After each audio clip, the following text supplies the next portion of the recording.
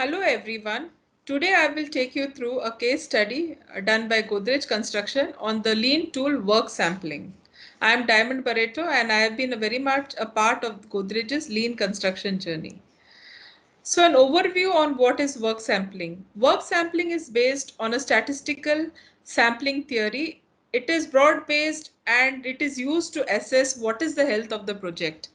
So work sampling means categorization of activity level items which are at a site based on a number of observations. So why should we do work sampling at our projects? So we should do work sampling because we can observe an activity for a limited time from the observations and infer how productive the operation is or activity is. In addition, you have to take a small sample of workers from the entire population, and every glance at a worker is therefore considered as an observation, and therefore every work sample can result in a multitude of observations. So work sampling basically it estimates the percentage of time a laborer is productive relative to the total time the person is involved in the operation.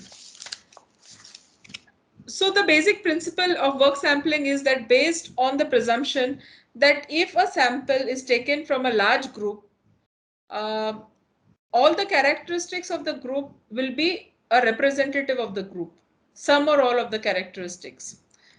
So how we go about doing work sampling, the procedure. So we classify the worker's activity in any one of these three modes of activity. That is, whether it is can be considered as value adding work, non-value adding but necessary work, that is a supporting the main activity, and non-value adding work. So we write them as VA, NVAN and NVA.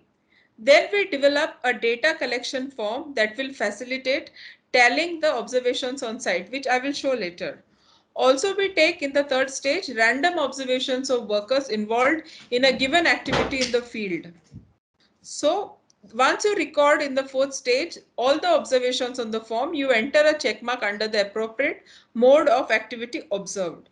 Add up all the check marks under each work category and calculate the percentage of the activity, which you will understand when I explain the case study. So first thing we did is we targeted RCC works. So when we did work sampling, we found that the value added activities we are getting is around the percentage is 47.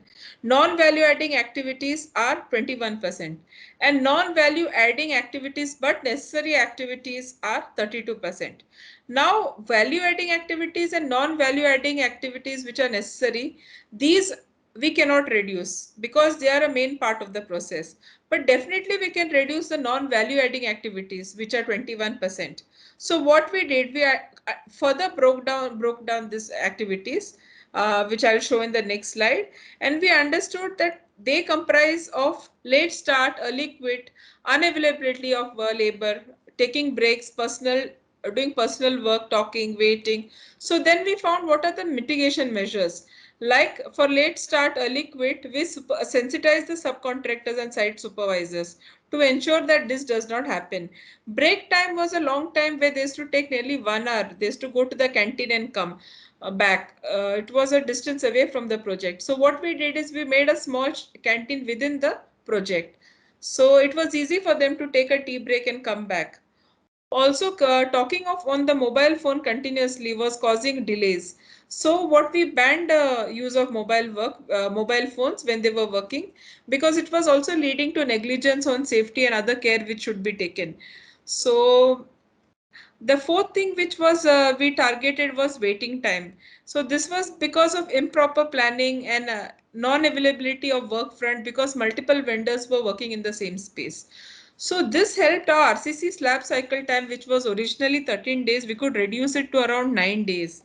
And it saved 110 days over the entire project just by this slab cycle improvement. And the number of observations we took were around 173. So an example of what were the value adding activities, which example for RCC, we were using My1 formwork. So fixing reinforcement, supporting staging, concreting, this can be considered as value adding.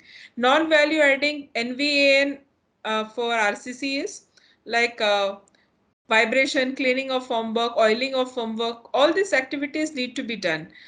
Okay, but they can be considered as non-value added but necessary. And then completely non-value adding activities, like which I explained earlier, were waiting for material, talking, late start, early quit, etc. Some snaps of our project. The second we did was on gypsum, which is also considered one of our key activities in finishing. So our sheet looked something like this. Every month we were taking observations uh, and categorizing various activities as value adding, non-value added but necessary, and non-value adding. So all observations which were taken were put in a sheet like this. Based on that, we used to do the totaling tallying, and then we used to find out what is the percentage of various in the various modes of operation. So these were the results which we found, similar to what I explained last time. So similarly, we targeted the NVA because VA and NVAN are a key activities for the main process. So we cannot reduce those, but we can reduce the non-value adding activities. So this is how it is. So what did work sampling help us to do? So work sampling helped us to identify and reduce the wastes which were in the form of non-value adding activities. Also, we could capture data for study, and we could do this without giving much training to the people who were taking these observations. They were junior engineers or supervisors, and they could do this very easily. In teams of two, they used to go and take observations every day. Also, these results helped us for better planning of other activities, because when you are at finishing stage, the same non-value adding activities are there in other activities as well. So if you address this non-value added activity, it will help across other activities. And this sort of study is very important for future projects as well. Also, the vendors were very happy with this study because it benefited them and increased their productivity. The best thing about this tool, it is flexible and you can take observations at time convenient to you during your work hours. It need not be at a particular, you don't have to be very particular that you go at the same time, same within the same hour or same minute. More or less here and there it is flexible. Also, it gives you very authentic results and good insights about challenges which need to be addressed specific to that particular project. Because the same results you might not, what you get in one project, you might not get at another project. The wastes which are created in one project might not at all be, relevant or, need to be targeted at another project. So this is very project specific, and it helps you, gives you very good insights which nowhere you will get. And addressing this will benefit in a long way, like it will help you to improve your productivity levels. Some of the challenges, I would not call them disadvantages, they are more like challenges, because this tool we felt cannot be used for all sorts of activities, especially activities which are of short duration or activities which are well on schedule, and there is no delay in them. There is no need to use work sampling.